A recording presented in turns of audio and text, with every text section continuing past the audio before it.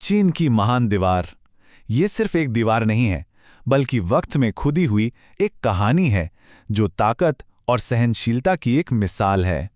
ये एक ऐसी बनावट है जिसे हम सब पहचानते हैं, या कम से कम हमें ऐसा लगता है कि हम इसे पहचानते हैं।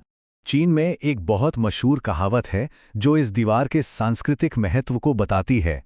मतलब ये सिर्फ चढ़ने के लिए एक ढांचा नहीं है, ये एक तजुर्बा है, एक ऐसी चुनौती जो किसी के किरदार को परखती है।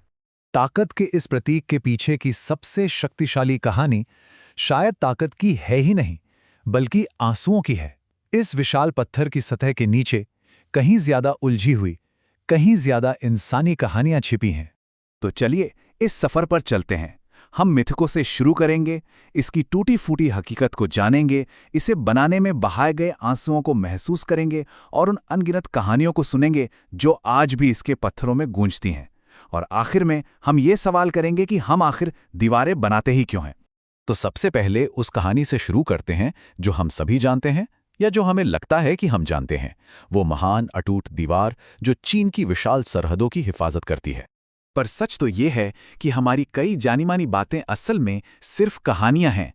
ये कोई एक सीधी लंबी दीवार नहीं है, और न ही इसे अंतरिक्ष से नंगी आंखों से नहीं देखा जा सकता।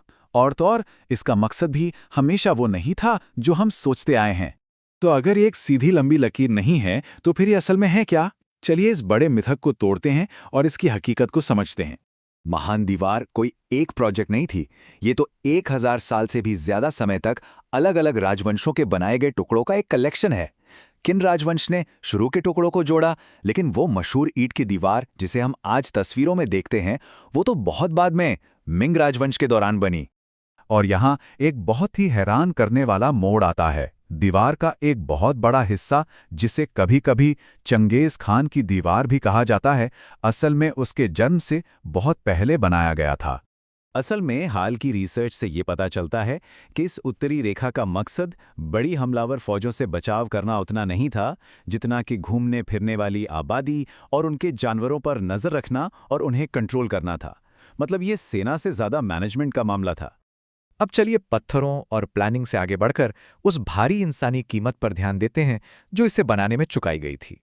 इस बहुत बड़े प्रोजेक्ट के लिए 3 मेन ग्रुप से मजदूर लाए गए थे। सैनिक, जिन्हें अपनी ड्यूटी के तौर पर काम करना पड़ता था, आम लोग जिन्हें उनके खेतों और घरों से उठा लिया जाता था, और अपराधी जो अपनी सजा काट रहे थे। और हालात अक्सर बहुत ही क्रूर और अमानवीय होते थे। और ये कोई छोटा मोटा काम नहीं था। सदियों के दौरान लाखों लोगों को इस दीवार पर काम करने के लिए मजबूर किया गया। ये इंसानी मेहनत और पीड़ा का एक ऐसा पैमाना है जो चौंका देता है। और अजीब बात यह है कि इस दीवार से जुड़ी सबसे मशहूर कहानी इसके बनने की शान के बारे में नहीं है, बल्कि एक इंसान के दुख के बारे में है। ये कहानी है मेंग जियांग की, जो इस पूरी त्रासदी का एक मानवीय चेहरा बन गई। सोचिए जरा, शादी के फौरन बाद पति से जुदाई। मेंग जियांग उसे ढूंढने के लिए एक बहुत ही खतरनाक सफर पर निकल पड़ती है। और जब वो वहां पहुंचती है तो उसे क्या पता चलता है कि उसका पति मर चुका है और उसका शरीर दीवार में ही दफन है।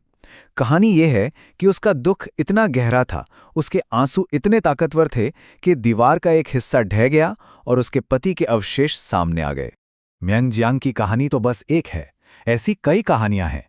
समय के साथ साथ ये दीवार इंसानी कहानियों के लिए एक कैनवस बन गई, जिसमें सच्ची और झूठी दोनों तरह की कहानियां हैं। जियायुगुआन दर्रे की एक बड़ी दिलचस्प कहानी है। कहते हैं एक होशियार प्लानर था, यी काइझान। उसने हिसाब लगाया कि इसे बनाने के लिए ठीक 99,999 ईंटों की जरूरत होगी। और कमाल देखिए, जब काम पूरा हुआ तो सिर्फ एक ईंट बची थी, जो आज भी वहां उसकी जबरदस्त सटीकता के सबूत के तौर पर रखी हुई है। अब कहानियों से आते हैं सीधे सीधे धोखे पर। 19वीं सदी के आखिर में एक अमेरिकी अखबार ने एक अजीब ही झूठी खबर फैला दी थी। सोचिए, कुछ बोर हो रहे पत्रकारों ने एक कहानी बना दी कि दीवार को गिराया जा रहा है, और यह खबर जंगल की आग की तरह पूरी दुनिया में फैल गई। यह दिखाता है कि यह दीवार सिर्फ चीन के लिए ही नहीं, बल्कि पूरी दुनिया की सोच में कितनी गहराई तक बसी हुई है। आखिर में ये सब हमें इस सवाल पर ले आता है, इस दीवार का इतना उलझा हुआ और हमेशा रहने वाला मतलब क्यों है?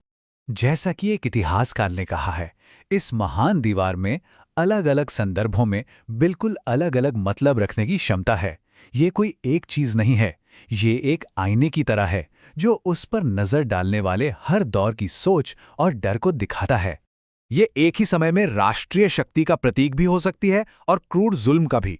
ये लोक कथाओं को भी जन्म दे सकती है और फेक न्यूज को भी।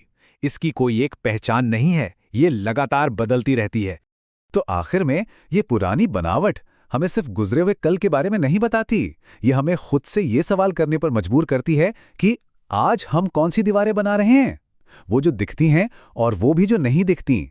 और आने वाली पीढ़ियां जब हमारी इन बनाई हुई चीजों को देखेंगी तो वो हमारे बारे में क्या कहानियां कहेंगी।